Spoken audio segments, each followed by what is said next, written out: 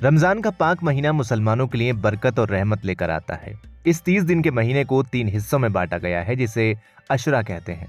आखिरी अशरा सबसे अहम होता है और इसमें बहुत से मुसलमान एतिकाफ में बैठते हैं। क्या आप जानते हैं कि एतिकाफ कितने दिन का होता है और इसे करने का सही तरीका क्या है? आज की इस वीडियो में हम आपको एतिकाफ से जुड़ी पूरी जानकारी देंगे ताकि आप इसे सही तरीके से कर सकें और अल्लाह की रहमत हासिल कर सकें। सबसे पहले ये समझना जरूरी है कि एतिकाफ कितने दिनों का होता है।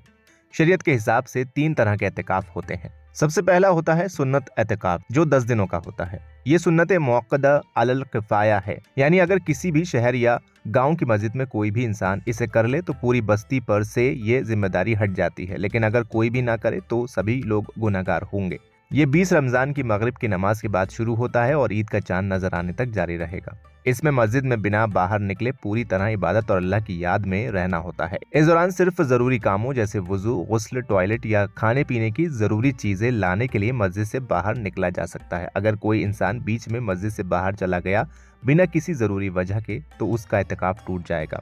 इसके अलावा होता है वाजिब एतिकाफ। ये एतिकाफ उस इंसान पर जरूरी हो जाता है जिसने कोई सुन्नत मांगी हो। जैसे अगर मेरा काम हो गया तो मैं 3 दिन का एतिकाफ करूंगा। इसे पूरा करना फर्ज की तरह जरूरी हो जाता है। इसे तोड़ना गुनाह होता है। इसकी कोई फिक्स मियाद नहीं है।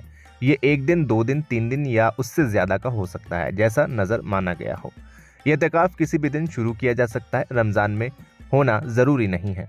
इसे पूरा करने के लिए दिन और रात दोनों मस्जिद में बिताने होंगे। रोजा रखना भी जरूरी होता है। इसके अलावा तीसरा है नफली एतिकाफ। ये एतिकाफ किसी भी महीने, किसी भी दिन, जितने दिन चाहे किया जा सकता है। रोजा रखना जरूरी नहीं है, यानी बिना रोजे के भी नफली एतिकाफ किया जा सकता है। कोई भी इंसान 1 दिन, 2 दिन या जितने दिन चाहे मस्जिद में बैठ सकता है। इसमें ज्यादा पाबंदियां नहीं होती, लेकिन जितना ज्यादा इबादत की जाए उतना सवाब मिलेगा।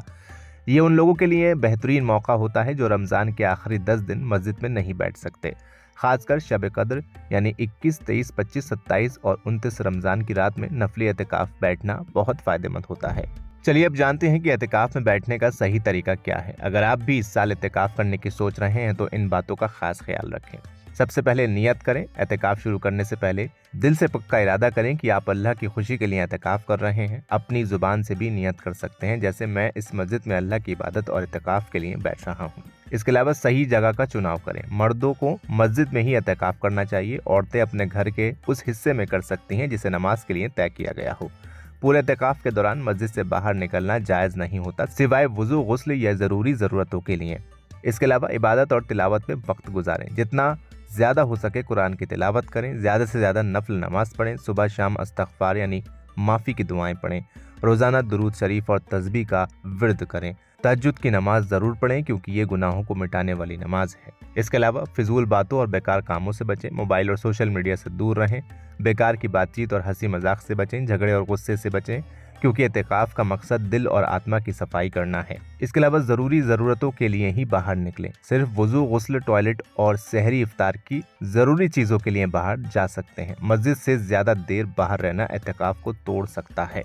एतिकाफ करने के बहुत से फायदे हैं। अल्लाह से नजदीकी बढ़ती है, दिल को सुकून और रहमत मिलती है, गुनाहों की माफी का बेहतरीन मौका मिलता है, इबादत में स्ट्रेंथ आती है, दुनियावी उलझनों से दूर होकर सिर्फ अल्लाह की तरफ ध्यान जाता है। अगर आप भी इस साल एतिकाफ करने की सोच रहे हैं तो इसे पूरे दिल से करें और अल्लाह की रहमतों से भरपूर इस मौके को बेकार ना जाने दें।